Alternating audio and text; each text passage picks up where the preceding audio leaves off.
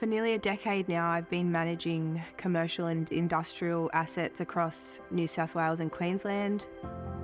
I've always been interested in commercial property, the variety that different portfolios have, and the financial wealth that you can gain from those portfolios.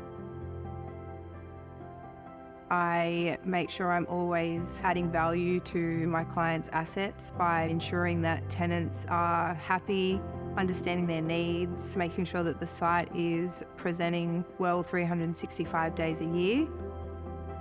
My clients are looking for an end-to-end property solution.